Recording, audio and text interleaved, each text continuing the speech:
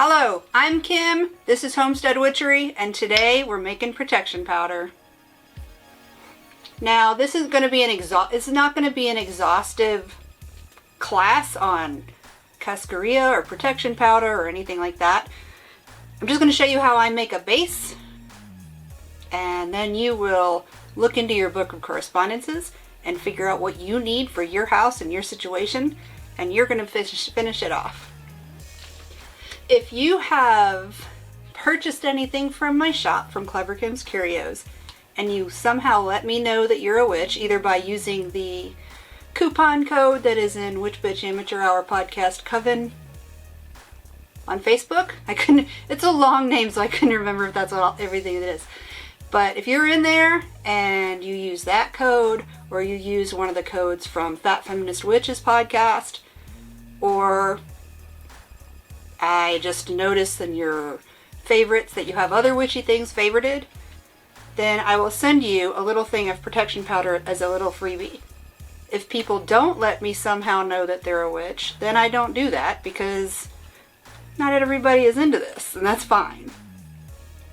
Anyway, when I use protection powder, I usually do it quarterly, like on the equinoxes and the solstices.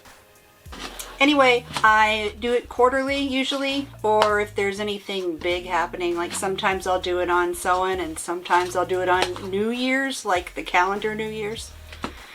If there's an especially powerful moon a certain month, I might do it then. And the way I use it is I'll make the powder and I'll add whatever personalized things I need for me, for my situation, and I put it in war water, moon water, Florida water, whatever. Sometimes it's a mixture of all of those, and then I'll shake it up and mix it up and everything, and then I'll walk the perimeter of my property and flick it. I'll just like dip my fingers in and flick it while I do the protection work, whatever I decide, who I'm working with, whatever I decide to say at that time.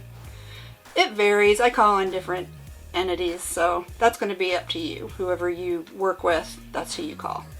I used to call this cascarilla, but it's not cascarilla. I use eggshells because the shell is a protector of the inside of the egg. I'm making a shell of protection around my property. But the principal ingredient of my protection powder is eggshells. Luckily I have chickens, so I have tons and tons of eggshells. And the way I prepare this is I use the egg, I crack the egg, and I stick the eggshells back in the carton, and I have a specific carton in the kitchen that is full of empty eggshells. I live in the desert. It's super dry here, and these dry pretty quickly. I don't have to worry about bacteria or anything like that because it's really dry. Salmonella has a lifespan of about 4 days-ish. Most of them, most strains, will live about 4 days if it's damp, humid, if it has some form of moisture. Here, it generally, you don't have that, so I don't have that issue. I don't have that worry. If you live in Florida or New Jersey, I don't know where else is it humid. The Pacific Northwest, you're gonna have to do something else. Most people stick it into the oven on low for a couple hours. I don't know. Anyway, they get really brittle. Once I get a big enough pile in the kitchen, I bring it in here and then I smash it up and I put it in jars. If you have a spice grinder, like an electric one, and you want to use it to make bone powder,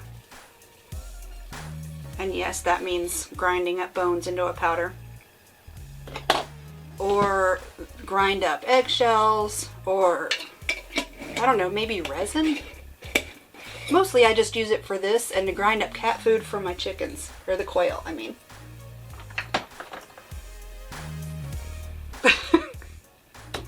Anyway,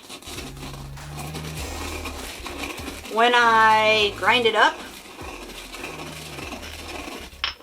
I tend to do it counterclockwise because I'm trying to repel whatever I'm protecting myself from. Oh, this is probably 1 or 2 tablespoons of crushed eggshell. It's not a powder, they're just crushed up. And the way I do it is put it in a baggie and then take a rolling pin, or sometimes I take a book, whatever, and just smash it till it takes up less room in the jar. So we're going to grind this into a powder. It doesn't have to be perfectly like flour. I just get it mostly like a powder, like powdery, because I just don't feel like it.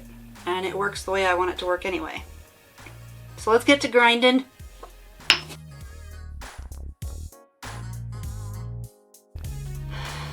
Alright, that is about as grindy as I feel like doing the eggshells, because I got a bunch of other stuff to grind.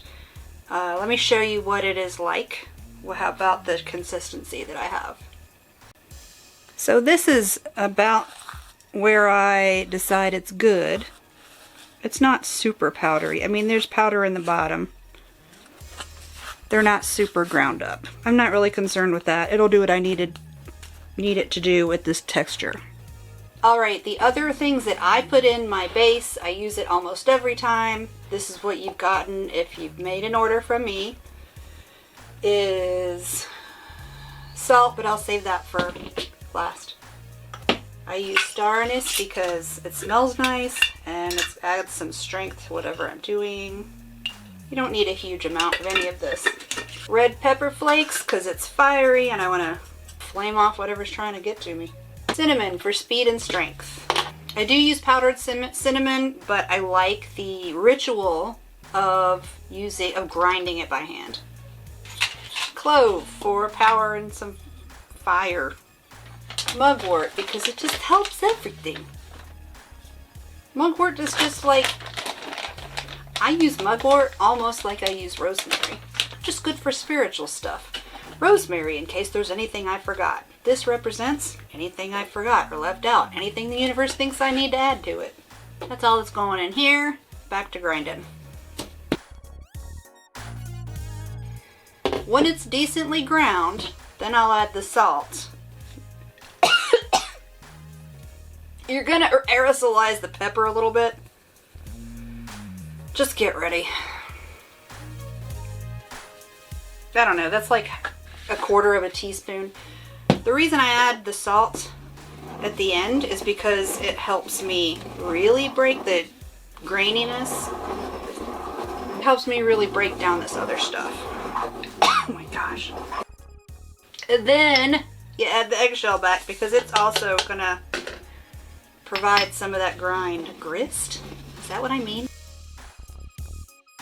My face is usually further away from it than this. I usually do it standing up at a counter. So it's not like right here. Wear a mask or something.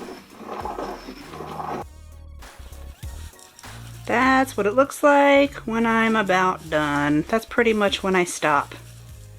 So then you just bottle it up or put it in. You don't have to bottle it. I'm not going to use this right now, so I'm going to put it in a bottle.